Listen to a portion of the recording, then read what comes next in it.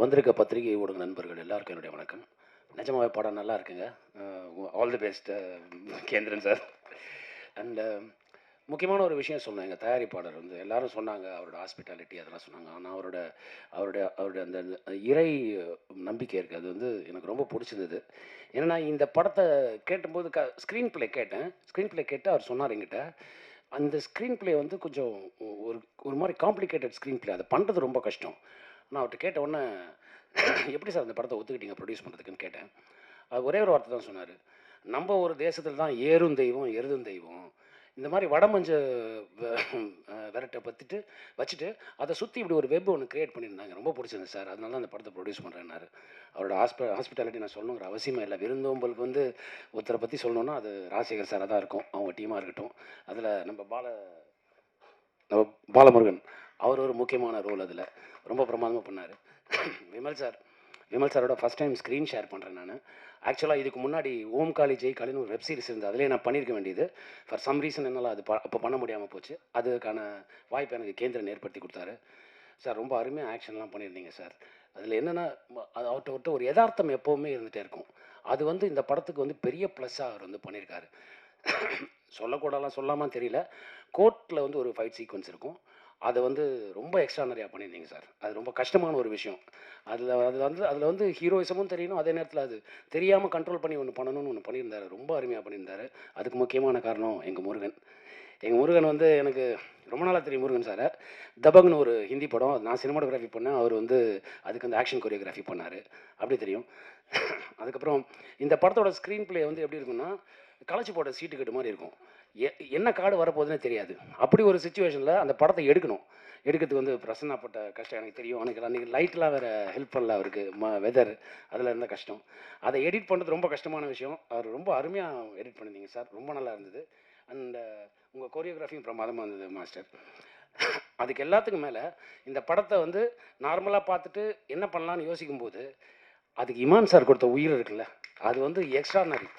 அந்த அந்த இந்த படத்தை மியூட்டாக பார்த்தீங்கன்னா உங்களுக்கு என்னென்ன ஒரு பெரிய இது இருக்கும், டிஸ்டர்பன்ஸ் இருக்கும். ஆனால் அதுக்கு ஒவ்வொரு சீனுக்கும் ஒவ்வொரு ஷாட்டுக்கும் தன் இசையால் அந்த அர்த்தம் கொடுத்தாரு. எனக்கு இதுக்கு முன்னாடி இமான் சார் படத்தில் ஒரு படம் நடிச்சிட்டேன் சார், நம்ம வீட்டு பிள்ளை நடிச்சிட்டேன் சார். இப்போ இந்த படம் இன்னும் 3 படங்கள் நான் கூட பண்ணணும் சார். Thank you sir. அண்டு அருமையான ஒரு இசை. அண்ட் கேந்திரன் அவரை பற்றி சொல்லணும்னா ரொம்ப யதார்த்தமான ஒரு மனிதர். கதை சொல்லும்போதே வந்து ஒரு இன்ட்ரெஸ்டிங்காக இருந்தது. ஸ்க்ரீன் ப்ளே இப்படி இருக்குது அப்படி இருக்குன்னு நான் கேட்டு வந்தேன். நீங்கள் சொந்த பண்ணிவிடுவீங்களான்னு கேட்டேன். அதை தான் சொன்னார், நான் சொந்த பண்ணிவிடுவீங்களா அப்படின்னா. அப்படி பேசும்போது அது அந்த மாதிரி. அப்புறம் எங்கள் ஜெகன் மாமா, இந்த படத்தை நான் பண்ணுறதுக்கு அவரும் ஒரு முக்கியமான ஒரு காரணம். அந்த கதையை கேளுங்க மாமா ரொம்ப நல்லா இருக்குன்னு சொன்னது. அது அப்புறம் எங்கூட ஸ்க்ரீன் ஷேர் பண்ணது எங்கள் இயக்குனர் மூர்த்தி அவர்கள். ரொம்ப அருமையான ஒரு பெர்ஃபார்மன்ஸ் இந்த படத்தில் அவர் பண்ணியிருக்காரு. அப்புறம் தீபா மேம் அண்ட் மாமா சக்தி சரவணன் அண்ட் பால சரவணன், இவங்களுக்குள்ள ஒரு ட்ராக் இருக்குது இந்த படத்தில். சிரிச்சுக்கிட்டே இருப்பீங்க. அதுவும் தீபா மேம் ஆரம்பிப்பாங்க, யோ மனுஷனா நீயே ஆரம்பிப்பாங்க. பிரமாதமாக இருக்கும் அது. மற்ற கூட நடித்த எல்லாரும் அதோட இல்லாமல் எங்கள் கூட நடித்த லேடி ஆர்டிஸ்ட் சப்போர்ட்டிங் ஆர்டிஸ்ட் எல்லோரும் இங்கே இருக்காங்க. கொஞ்சம் தயவு செஞ்சு மேடைக்கு நீங்கள் வந்தீங்கன்னா உங்களை ப்ரெஸ் அதோட பார்க்கட்டும். ஏன்னா ரொம்ப அருமையாக பர்ஃபார்ம் பண்ணீங்க. Please come up ma'am. நீங்கள்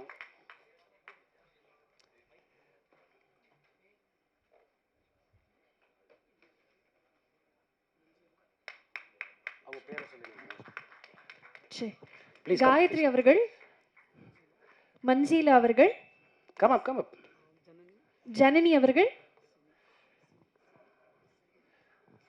சினி அவர்கள், 4 பேருக்குமே ஒரு நல்ல உற்சாகமான ஒரு கைத்தல் கொடுத்தலாம்னு நினைக்கிறேன். 4 பேருக்குமே ஒரு பெரிய வாழ்த்துக்கள். தேங்க்யூ நாட்டி sir for bringing them onto the stage. Thank you. அவங்க ரொம்ப அருமையாக பெர்ஃபார்ம் பண்ணியிருந்தாங்க ஒவ்வொருத்தரும், அதனால தான் நான் இதை சொல்கிறேன். அப்புறம் எங்கள் ஹீரோயின் சனாக்ஷா, அவங்க சனஷ்கா சாரிங்க சரியாக டக்குன்னு சொல்ல வரல. ஸோ அவங்க ரொம்ப பிரமாதமாக நடிச்சிருந்தாங்க இந்த படத்தில். அந்த சாங்கும் சரி, அந்த இன்ட்ரோல் பிளாக்ல ஒரு டைலாக் ஒன்று சொல்லியிருந்தாங்க.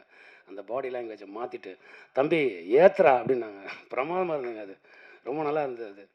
அப்புறம் எப்படி சொல்கிறது, எல்லாரையும் சொல்லிட்டு தான் போனேன் நான். ஸோ ரொம்ப அருமையாக பண்ணியிருந்தாங்க.